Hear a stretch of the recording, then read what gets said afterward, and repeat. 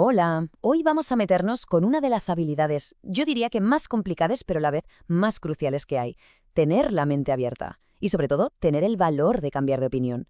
Ojo, que no es ser un veleta, ¿eh? Es todo lo contrario, es ser riguroso y como vamos a ver es una auténtica batalla, una lucha constante contra cómo viene nuestro cerebro de fábrica. Y para empezar a entender todo este lío, nada mejor que una buena historia.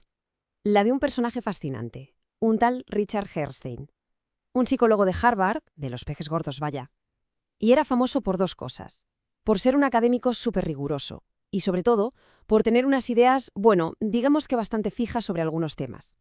A ver, Herrnstein se había pasado media vida, toda su carrera, defendiendo una idea muy concreta, que el cociente intelectual, el famoso CI, es algo que se hereda y que es, vamos, casi imposible de cambiar con la educación. Era la piedra angular de todo su trabajo, lo que defendía a capa y espada. Y de repente, un día, le llega una propuesta que tuvo que pensar que era una broma de mal gusto, seguro. Pues resulta que en 1979 el gobierno de Venezuela decide lanzar un proyecto nacional a lo grande. El objetivo, intentar subir el nivel de inteligencia de toda la población a base de educación. Y claro, para un proyecto así necesitas un evaluador. ¿Y a quién se les ocurre llamar? Pues al mayor escéptico que había sobre el tema, al propio Herrnstein. La pregunta es tremenda. ¿De verdad se le puede pedir a alguien que sea objetivo evaluando un proyecto que, si funciona, básicamente destroza el trabajo de toda su vida? Bueno, Herrnstein siempre contaba medio en broma que lo que le convenció fue un vino carísimo que le pusieron en la cena. Pero la verdad es que, más allá de la anécdota, el tío aceptó el reto. Y lo que pasó después es alucinante, porque el resultado final es de no creérselo. El mayor escéptico no es que dijera, bueno, no está mal, no, es que se convirtió en el primer autor, el principal, del estudio que demostraba que el programa funcionaba. O sea, hizo lo impensable, se atrevió a cambiar de opinión. Y es que esta historia es perfecta porque pone sobre la mesa una tensión, una lucha interna que tenemos absolutamente todos. Es la pelea entre dos maneras totalmente distintas de enfrentarnos a lo que creemos. Por un lado, estaría el ideal, ¿no? Lo que se llama pensamiento activamente abierto, que es básicamente hacer el esfuerzo consciente de buscar pruebas que nos lleven la contraria y analizarlas sin trampas. Pero claro, ese no es nuestro modo por defecto. Nuestro piloto automático es el sesgo de mi lado, que es esa tendencia, casi un reflejo, a fijarnos solo en lo que nos da la razón, a interpretar todo para que encaje con lo que ya pensamos. Es, vamos, el camino fácil para el cerebro, el que menos energía gasta. Entonces, ¿cómo es una persona con una mente abierta de verdad? Pues es alguien que piensa que cambiar de opinión no es de débiles, sino todo lo contrario, es de tener un carácter fuerte. Entiende que hay que escuchar las pruebas que van en tu contra y que las creencias no son dogmas, son como hipótesis que hay que ir actualizando. Y por otro lado, ¿qué no haría? Pues jamás diría que cambiar de opinión es debilidad, o que la intuición es la mejor guía, o, lo peor de todo, que hay que seguir en tus 13 aunque te pongan las pruebas delante. Eso es justo lo contrario. Vale, si esto de pensar con la mente abierta es tan bueno, ¿por qué nos cuesta un mundo? ¿Por qué es tan difícil? Pues la respuesta está en el hardware. Es que parece que la arquitectura de nuestra mente, nuestros ajustes de fábrica, nos lo ponen muy, muy complicado. Hay como tres trampas principales en las que caemos siempre. La primera, la exposición selectiva, vamos, la burbuja. Leemos solo los periódicos que nos gustan, seguimos en redes a los que piensan como nosotros. Ya sabemos cómo va. La segunda, el efecto de primacía. Lo primero que oímos sobre algo se nos queda grabado a fuego y es súper difícil de borrar. Pero la tercera es la más retorcida y para mí la más peligrosa. Es la polarización.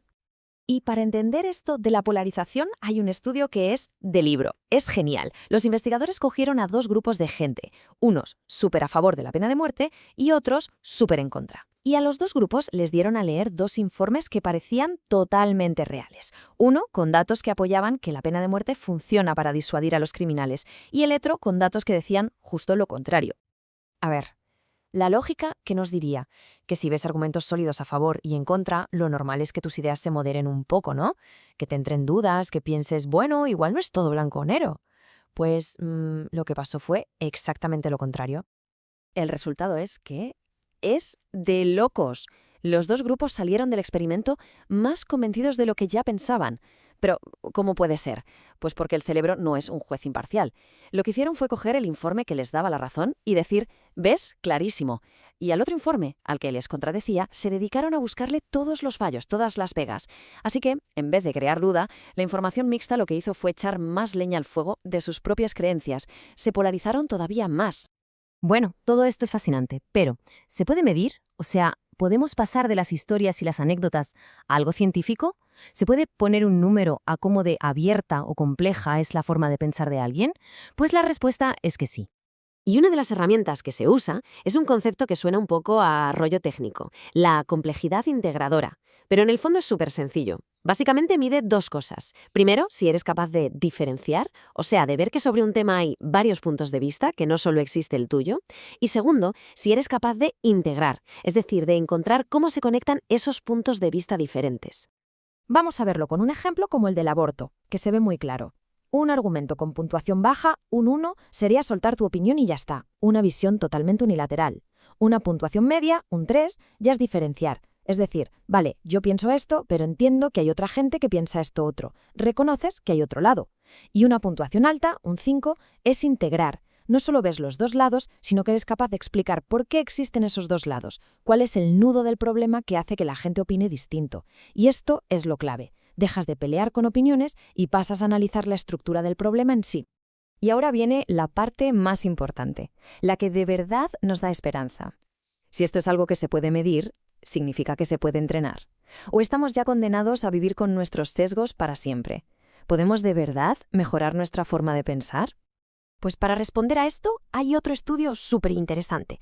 Cogieron a un grupo de chavales de 11 a 13 años y a la mitad de ellos les dieron un entrenamiento muy concreto de solo 2 horas. Ojo, que no les enseñaron más historia o más mates, no. Les enseñaron un método, cómo analizar un problema, cómo justificar una respuesta y cómo criticar otras respuestas. Un método para pensar, vaya. Y los resultados fueron, vamos, una pasada. El grupo que no recibió el entrenamiento mejoró un poquito, un 8%. Normal. Pero es que el grupo entrenado mejoró un 41%. Y lo más increíble es que mejoraron en cosas que no tenían nada que ver con lo que habían entrenado, como en pruebas de analogías. Y esto es importantísimo, porque demuestra que aprender a pensar bien no va de acumular datos, es una habilidad que luego puedes aplicar a todo. Pero para mí, el dato más revelador, el que lo cambia todo, es este. Los chavales del grupo entrenado tenían más del doble de posibilidades de tachar una respuesta que ya habían escrito y cambiarla por otra. Y esto es brutal. No es solo que fueran más listos, es que habían aprendido a dudar de sí mismos, a autocorregirse. Estaban mucho más dispuestos a reconocer me he equivocado y cambiar de idea.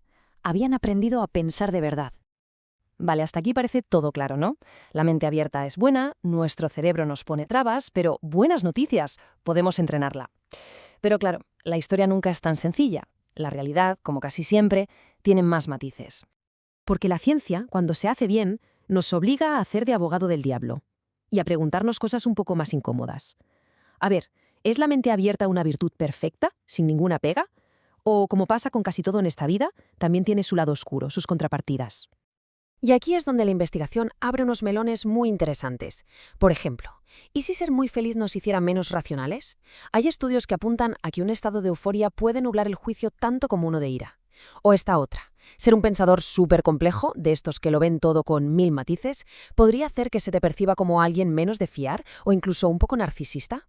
Y la pregunta del millón, la más profunda, ¿y si nuestra tendencia a cerrarnos en banda no es un error del sistema, sino una característica esencial de cómo funciona la mente humana por algún motivo? Quizás la mejor forma de cerrar todo esto es con una frase genial del personaje de Katharine Hepburn en la película La Reina de África. Decía algo así como, la naturaleza es aquello que hemos venido a este mundo a superar. Y si lo pensamos, a lo mejor es eso. Si nuestra naturaleza, nuestro cerebro por defecto nos empuja a la certeza fácil, al sesgo, a no querer cambiar, entonces tener una mente abierta ya no es solo una habilidad, es un acto de rebeldía. Es el arte, difícil pero increíblemente valioso, de ir más allá de cómo venimos programados de fábrica. Gracias por habernos acompañado.